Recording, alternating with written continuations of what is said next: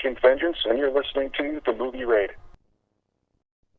It's time for the movie raid, and tonight's victim is Jason Brooks, actor that played in Mythos Friday 13th fan-made film, aka Friday 13th Vengeance. Hello. Hi there. And what's going on? We got this project specifically on the roll on this. I mean, I heard that this is still on Kickstarter. Yeah, this is still on Kickstarter right now. We're in pre-production for Vengeance. We started off as Mythos, which was a short Friday the 13th film that kind of centered around the mythos of Jason Voorhees. And then we got a lot of fan feedback and a lot of positive input. And then we also signed on actor C.J. Graham. So we had kind of rewritten it into a full feature based on fan input, included C.J. and the Elias Voorhees story, and expanded it. And now we are full force with our Kickstarter, which has currently exceeded goal, right about $43,000 right now, and growing and going strong. Now, you yourself has actually played as Jason Voorhees. I mean, when you perform this iconic character, how do you set all your emotions aside, the fact that you're playing as basically a legendary cult classic villain now? Oh, it is. It's a lot of fun and a lot of pressure. I spent probably about 24 to 30 hours just watching behind the scenes, watching the films, watching documentaries, watching interviews with Kane Hodder, C.J. Graham, Steve Dash, just all the different Jasons, to not only watch how they move, but to get in their head and kind of understand why they moved this way and why did they do certain characteristics that they added to that character. And so that way, when I'm on set, I can also kind of go through the same thought process and think about what they would do.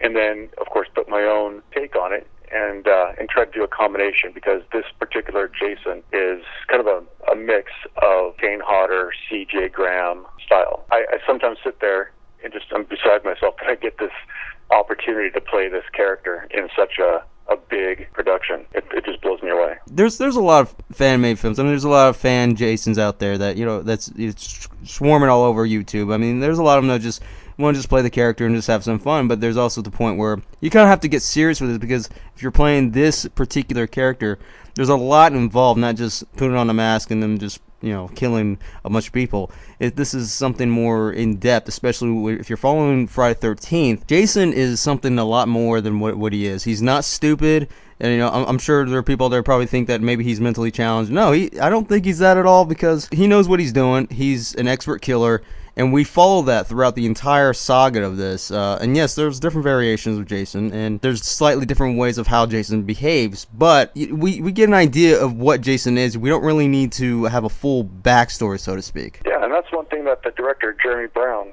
told me right up front, is this Jason is not stupid. This Jason is smart. He knows what he's doing. He's intelligent, and he is pissed off. And so that's where we have the C.J. Graham intelligence, where he's very methodical in what he does. He has direction, knows what he's doing, can think things through. And the Kane Hodder aggression, where after he thinks it through, he executes. No pun intended. But it's definitely more than putting a mask on. I've been playing the character for several years, just at haunted houses and different things like that, and have kind of fine-tuned some of it myself before I auditioned for this role. But there are a few people who do think, oh yeah, I just throw on the mask and the costume and hold a knife and you're good to go. But it is a big process, especially when it comes to some of the stunts, working with other actors. You have to really be careful and figure out the mechanics of your movements while looking natural and being safe. And there's certain rules and regulations that studios actually put out that allow fan films to be made. So that's why we have the fan film sitting after the title there, and we're following all the other rules that put out there. Do you think, like, with companies that buy up these franchises, that they know they have a property, they know they have it secured, and then they know the fact that they're not going to let it go to just anybody, and of course there's a bunch of legal stuff and rights and licensing and all this other stuff, but do you think that these big companies should allow anybody to have more creative marketing with the franchises like this? I do. I think that they should consider it. Especially with the advancement of technology, there is a lot of untapped talent out there. A lot of great writers, great actors, great directors, and I think that there's a lot of people who are passionate and the fans, and they're doing the right thing by the fans. I mean, when you make a fan film, you're not allowed to profit on it. You're not allowed to make a dime.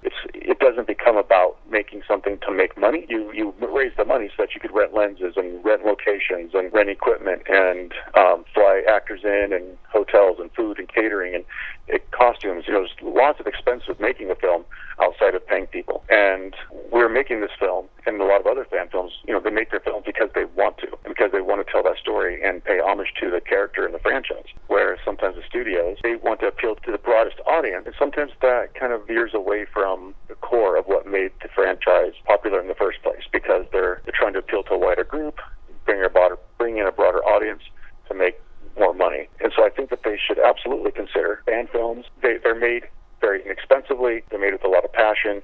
They appeal to the fan base, and why not allow a segment of that so that it keeps the franchise alive and keeps the interest going. Now, how do you feel when you use the term fan made? Like, you see how an impact comparing to known studios, comparing to what they use with an existing franchise or any other property, to saying this is fan made, but yet it becomes a huge success. Yeah, that's really interesting. I mean, I've been noticing that in the past several months. I mean, our film's not even finished yet, and I'm getting flooded with friend requests and fan mail and autograph requests. And it's really interesting to see. It's like, wow, we're just a fan film, and there's so much excitement and so much hype around it. I'm just kind of beside myself. It's a little bit hard to believe sometimes. It's very surreal.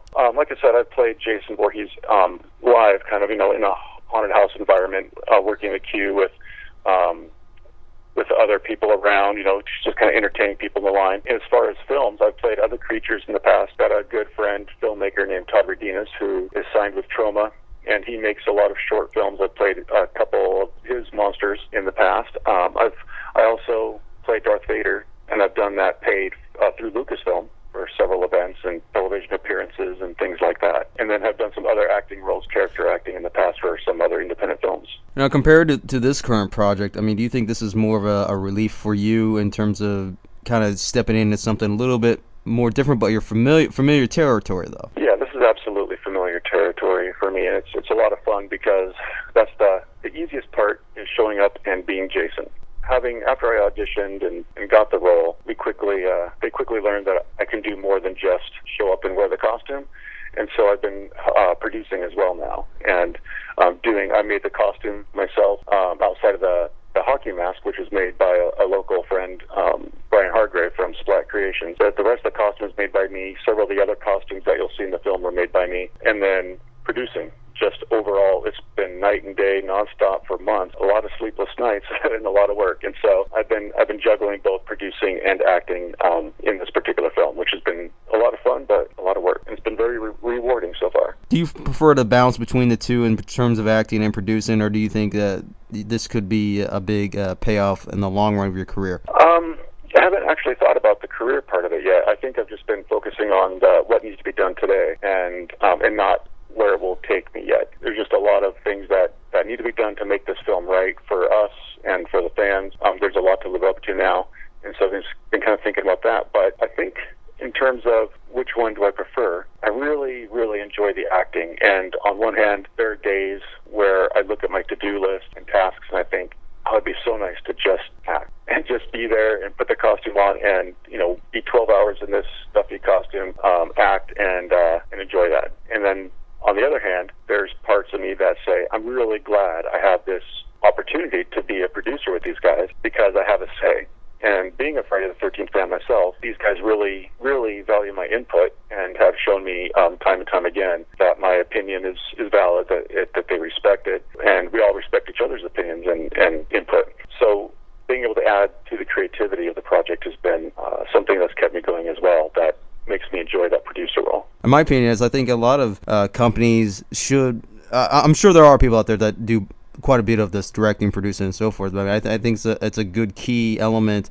Not only that you're kind of reducing costs, but you're also being more of a bigger part, but still equal part to the company in the production and the project alone, because you're doing all this stuff. They're eventually going to need you for this or that, and then boom, you can just hop right on and you know what to do. And it can be pretty rewarding. It can be a burden at the same time too. Oh, absolutely. But it also helps you invest invest in the whole production more. You know, it really becomes your baby and part of your life. To be able to have so much time, effort, blood, sweat, and tears invested in this, there's not a single part you want to have fail. So you can have an eye on everything to make sure that everything rises together and nothing falls back. And with this project that you're doing, where time period is Jason exactly? For those who are not familiar with this particular era of Jason, is this pretty much like almost where Jason lives in a perspective way, or is this kind of like in between time period? Oh, sure. This is actually modern time, about 32 years after Jason lived. This particular story somewhat ignores parts 7, 8, 9, and 10. We just kind of pick up from the end of part 6 after Tommy drops him in the water with the rock, and we think that Jason's done. Here we are 30 years later, picking up the story again. Yeah, and for me, like I've followed every single Friday the 13th film. When it comes to judging characters like Jason, like Michael Myers, like Leatherface, and so forth, do you think any other character out there that are currently still running around in horror films, do you think anyone's ever actually going to match up to these cult classics like Freddy Krueger and everybody else? You know, that's really hard to say. I mean, I've thought about that myself several times. It's like, what could they do next? What kind of character? Because, you know, like you said, we've got Michael Myers and Freddy, Jason, Pinhead. You have these classic characters from back then, and we've had several great characters through since then too, but none of them have really hit that same status. And so I wonder sometimes, well, what would it take to have something so iconic, and what could they do differently that would make them stand out? And I just haven't found anything yet, but I'm sure there's going to be a way, and we'll all be surprised. And the worst thing they do is altering that character. I mean, yes, like you've seen different alterations a little bit with Michael Myers, especially in the remakes of Rob Zombie. We've seen, of course, Jason Voorhees and several ones. Like we basically see an evolution really with Jason Voorhees, with how from a pillow sack to all the way to a hockey mask. And then you see Freddy Krueger. Even Freddy Krueger has several alterations. His sweater actually changes a little bit on how dirty it is, or how it's actually a little darker color here and there, especially his burns. His burns are different textures throughout every movie. But when it comes to doing actual alternation, let's say changing it up a little bit more, it more hurts the actual aspect of the character itself, because when the audience is looking at this, like, what is this? I mean, because they want to change it up and make more additional profit off of this character, rather than having to try to get another different villain out there, try to make it stand out, but still try to get it up to the same level as these guys have. Oh, sure. And, you know, you have different artistic designers and artistic directors, costume makers on the sets from these films, and so they make their own version of whatever that costume is. And but when they do the remakes, the Rob Zombie remake, like you mentioned, with Halloween, not my favorite design, and no disrespect to those films or anything like that, but it's not my favorite design. I felt the original was a little bit creepier to me, and I think trying to take it to the next level, and even like the remake of Nightmare on Elm Street with the new look, there's a new burning effect. I was trying to think to myself, is it that it's different and I don't like change, or what, you know? And I think it just wasn't the same. It didn't have the same feeling for me. But it did appeal to a younger audience, because I know that my son, his friends, they do enjoy that movie the best, and so it appealed to them in a way that it didn't to me. So maybe I'm just kind of stuck with the nostalgia of growing up with the original icons. In Mythos, it was very much part 6, just a little bit aged. And then with Vengeance, we took it a little bit further, aged the mask a little bit more. We figured, you know, he's under the water for 30 years, a little more damage is going to happen, but we didn't go as far as part 7 with exposed bones or anything like that. But it's different, but extremely familiar. We didn't do a big departure. We didn't throw a jacket on him. We didn't do a whole different mask or anything like that. It's the same style mask with a little bit more damage. So far we've had some wonderful feedback, which is fantastic, because we've spent, oh God, I don't know how many times going over that. Like Brian, he made probably 4 masks for us, the poor guy, before we finally agreed on one. We kept giving him input, and he'd do exactly what we said, and then we'd say, no, not quite, and he'd go back to the drawing board. But I think the mask we landed on was just, I don't think it could be better. And the overall costume too, it's just kind of fun to look at, and it's familiar, but it's not a copy of what was done before. And that's also being repetitive. You think repetitive is becoming more of a problem with a lot of these horror-based icons, not just the high icons, but even horror-based movies? You think being repetitive is becoming too much of a problem now? Being repetitive, I think in some ways, the way I see that is there's a lack of creativity sometimes. I think that they say, oh, here's a franchise or here's something that will make money, let's spit another one out. And then it kind of falls flat because, the reason why it was popular is it meant something to someone or to a group of people. But now just regurgitating it for the sake of bringing it and making it fresh again, it just feels, it falls flat a little bit. Repetition, I think, would be okay if it brought an element that kept you, that hit that nostalgia button inside you and brought you something new at the same time that you could be excited about to leave you wanting more. It's almost, you kind of have to steer away from these known studios that have made such a long line of films, but as we go further and further into the future, these companies are further and further just squeezing every single drop out of all these franchises, all these other sequels, and then they're going to make a remake later, and then they're going to make a prequel and so forth, and it just gets so tiring. And at some point we're going to need some kind of a refresher like this film that you're doing, that is something that is familiar but with a different element to it, but yet nostalgic in some ways. And because these are all elements that can also be a little bit of a risk sometimes, but at the same time, it's like it can be good if it's done with just the right moment, so to speak. Oh, sure. And I mean, just like part 9 and 10 are good examples. 9, they try to do a departure. They want to do something different and try to expand on the story without being repetitive. It's like, okay, there's this, are we going to do another Jason movie where he goes to camp and kills counselors? We've already seen that movie 8 times before this. So they tried something new and took a chance. Some people like it. It's a good movie on its own, but it didn't feel quite like the Friday movie. Part 10, another example, is like, let's take a chance and do something different. It's one of those love-hate things. Some people love it, some people hate it, and I think that what I've been seeing, we've been, reading a lot of the feedback on our teaser, on our story concept and what we're doing, and we've seen overwhelmingly a lot of positive feedback of, oh my God, here's a story that we wanted to see. It feels like Friday the 13th, and it feels right. It does have that retro vibe, even though it's modern time. It has that nostalgic feel, and even the characters and the look and stuff is still nostalgic, and it feels right. It doesn't feel like the studio trying to reboot it to make it darker or to make it more edgy or to make it something that fits into a different bucket but has the staying power of Jason Voorhees' character. I think we're lucky just because the fact that we're fans, we're telling a story that we want to hear, and we're lucky that it happens to be the same story that a lot of other people seem to want to see as well. I'd like to point out, like, between Jason Lives are a little bit slightly different. Like, with Jason Lives, I like the fact this is about Tommy Jarvis. This is about the fact that he wants revenge. He wants to just totally annihilate Jason. And I think it's a really good film because I like the fact that Jason Voorhees, I'm sorry for those that have not seen this film. I'm about to spoil something here, so please skip ahead. So when he goes to the cabin, when Jason Voorhees goes to the cabin, he sees all these children there, but he does not kill any of the kids. He looks at this child almost like as if he's trying to remember a little bit what he was once. And I love that part right there. I mean, it's a small moment, but I love the fact because he doesn't kill the girl. He doesn't kill any of the kids in the camp. He kills everybody else. But, that's just because he's also smart, too. He's not going to just kill one girl and then just have everybody frantic run around all over the place like that. He's a silent killer. Absolutely. Yeah. He doesn't kill children, doesn't kill animals. It's mostly just everyone who gets in his way and naughty teenagers. Well, I think, like, in the early films that he did kill animals, like the second film where he's, we already see that he's all grown up and everything, but have you noticed, like, there are no animals at all that you can see throughout the entire film? Not even like bugs or nothing, because I sense that when he had his powers, which he already had, he's got that human form. So we see that he's kind of learning. He's been learning the craft of killing already since his mother died, and we see that like it's so dead silent everywhere in the camp. Like there's not a single bug or anything that's not even birds. You don't even hear birds chirping anywhere.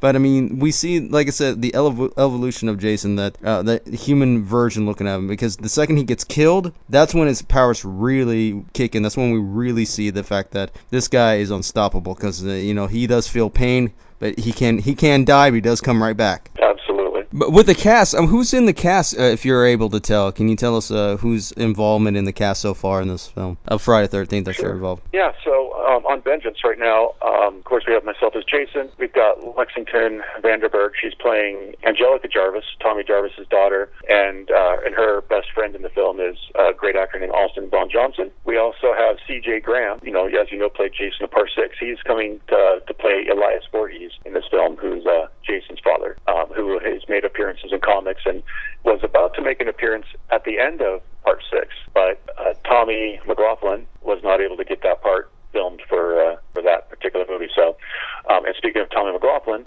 he's been consulting on our story, and he's a film consultant for us.